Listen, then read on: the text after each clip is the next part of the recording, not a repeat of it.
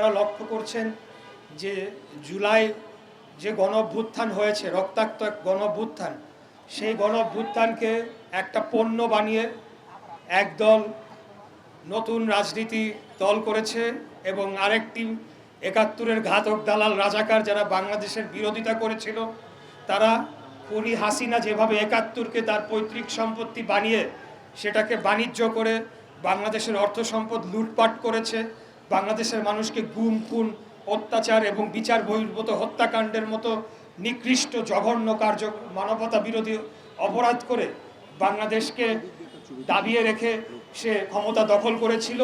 ঠিক একই কায়দায় আমরা আজকে লক্ষ্য করছি ৭১-এর ঘাতক দালাল রাজাকারদের দল এবং সদ্য গঠিত নতুন একটা দলের নেতৃবৃন্দ, গুটি কয়েক ব্যক্তিত্ব, তারা পুরা জুলাই গণঅভ্যুত্থানটাকে একক কৃতিত্ব বানিয়ে, একক কৃতিত্ব দাবিদার হয়ে তারা বাংলাদেশের রাষ্ট্র ক্ষমতায় যাওয়ার লোভে লালসায় তারা উন্মাদ হয়ে যে আবোল তাবোল কথাবার্তা বলে বাংলাদেশের জুলাই ও গণঅভ্যুত্থানকে এক প্রকার কলঙ্কিত করছে।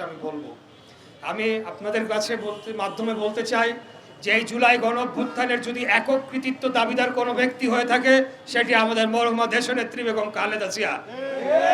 ওনার যে দীর্ঘ ১.৫ দশকের যে আন্দোলন সংগ্রাম লড়াইয়ের যে অবদান, যে এই রক্তাক্ত গণঅভ্যুত্থানের প্রেক্ষাপট রচনা হয়েছিল, সেই দেশনেত্রী বেগম মরহুমা বেগম খালেদা জিয়ার যে ত্যাগ এবং ওনার যে দৃঢ় মনোবল এবং বাংলাদেশের প্রশ্নে ওনার যে আপোষহীন চরিত্র, সেই চরিত্র থেকে আমরা অনুপ্রেরণা নিয়ে বছরের পর বছর গুম খুন মামলা হামলা জেল জুলুম অত্যাচার নির্যাতন পঙ্গুত্ব বরণ করেছে অনেক ছাত্র নেতা। আমাদের অনেক ছাত্র নেতা গুম হয়ে গিয়েছে, এখনো তাদের পরিবাররা কেঁদে বেড়ায়, তাদেরকে খুঁজে পাওয়া যায় না। আপনাদের খিলগাঁয়ে ওখানে নুরুজ্জামান জনি সহ অনেকগুলো ছাত্র নেতাকে কিভাবে নির্মমভাবে গুলি করে হত্যা করেছিল।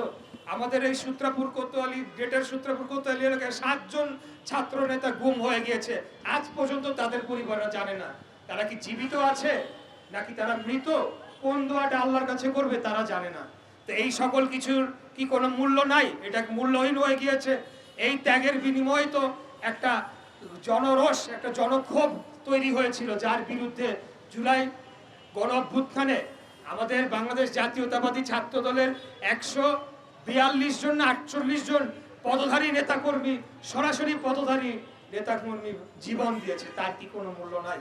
কিন্তু আমরা কৃতিত্বের রাজনীতিতে বিশ্বাস করি না।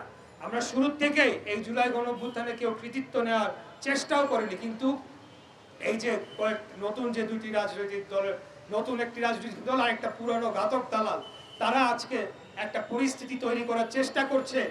এই যে বাংলাদেশকে যে পরিস্থিতিতে রেখে যাওয়া হয়েছিল তার থেকে উত্তরণ ঘটানোর জন্য এখন তাদের উচিত ছিল একটা দায়িত্বশীল রাজনৈতিক বিরোধী পক্ষ হিসেবে সরকারকে সহযোগিতা করা, সরকারকে সুপরামর্শ দেওয়া।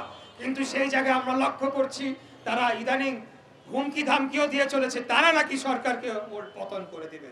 আরে ভাই, আপনাদের এই যে নতুন দল, তারা তো ভর করে রয়েছে পুরানো দলের শক্তির উপরে। আর এই পুরানো দল 2014 সালের আন্দোলনের পর কোথায় ছিল? তারা গুপ্ত হয়ে খুনি আওয়ামী লীগের, খুনি ফ্যাসিবাদী আওয়ামী লীগের সাথে তারা মিশেছিল এবং আমাদের ছাত্র নেতাদের উপর যে অত্যাচার নির্যাতন হয়েছে, সেই অত্যাচার নির্যাতনের দায়ভার যদি আওয়ামী লীগকে নিতে হয়, তাদের নেতা কর্মীকে অবশ্যই সেটার দায়ভার নিতে হবে। তো প্রিয় বন্ধুগণ, আজকে আমরা বলবো, আমরা ক্ষমতার জন্য রাজনীতি করি না, এই জিনিসটা আমাদেরকে স্পষ্ট মনে রাখতে হবে। বিশেষ করে আমাদের প্রিয় নেত্রী, ওনার সাথে আমার যে কয়বারই দেখা হয়েছিল তার মধ্যে দ্বিতীয়বার তিনি আমাকে একটা মূল্যবান কথা বলেছিলেন। 1 লাইনের ছোট সেন্টেন্স ছিল, কিন্তু আমি সেটাকে অত্যন্ত মূল্যবান রাজনৈতিক পরামর্শ হিসেবে গ্রহণ করেছিলাম, এখনো সেটি অনুসরণ করে চলেছি। উনি বলেছিলেন সবাইকে নিয়ে একসাথে কাজ করতে হবে, এতটুকুই, দ্যাটস ইট। কিন্তু এই কথাটির মধ্যে আমি অনেক গভীরত্ব খুঁজে পেয়েছিলাম। তার মানে উনি আমাদেরকে বলেছিলেন সবাইকে ঐক্যবদ্ধভাবে বাংলাদেশের প্রশ্নে ঐক্যবদ্ধ থাকতে হবে এবং কোনো ধরনের নিজেদের মধ্যে ভেদাভেদ রাখা যাবে না। তাই আমি বলবো, আমাদের অভ্যন্তরীণ যদি কোনো ধরনের মত পার্থক্য থাকতে পারে, দল যাকে যোগ্য মনে করেছে তাকে পদ দিয়েছে, কিন্তু পদ পদবী সকল কিছু নয়। আমরা একটা নীতি আদর্শ নিয়ে এই রাজনীতি লড়াই সংগ্রাম করেছি। কোনো কিছু পাওয়ার জন্য নয়, কোনো কিছু হওয়ার জন্য নয়।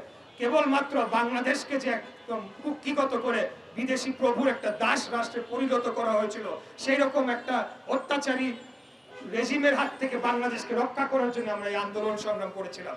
তাই আগামী দিনে আমাদেরকে যেমন ঐক্যবদ্ধ থাকতে হবে, ৭১-এর ঘাতক দালাল রাজাকার এবং নতুন রাজনৈতিক দল যারা জুলাই গণঅভ্যুত্থানকে পুঁজি করে দেশকে অস্থিতিশীল করার চেষ্টা করছে, তাদের উদ্দেশ্যেও আপনাদের মাধ্যমে বলবো যে তারা যেন ভুলে না যায় যে যদি কোনো কারণে ফ্যাসিবাদ আবার বাংলাদেশে প্রতিষ্ঠিত হয়, তাহলে সেই ক্ষেত্রে কিন্তু আমাদের সকলকেই চড়া মূল্য দিতে হবে, বাংলাদেশের জনগণকে কড়া মূল্য দিতে হবে।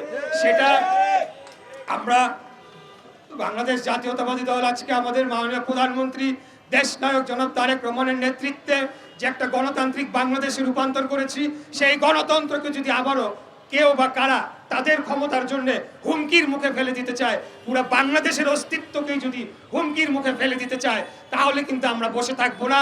তাদেরকেও আমরা যেই পথে আমরা হাসিনাকে ভারতে পাঠিয়েছি, একই পথে তাদেরকেও তাদের জায়গা মতো পাঠিয়ে দেওয়ার মাধ্যমে বাংলাদেশকে আমরা একটা গণতান্ত্রিক জনগণের বাংলাদেশ হিসেবে প্রতিষ্ঠিত করতে চাই। আমরা বলতে চাই, কাকে আপনারা হুমকি দিচ্ছেন? বাংলাদেশ জাতীয়তাবাদী দল খুনি হাসিনার মতো ক্ষমতা দখল করে আসে নাই।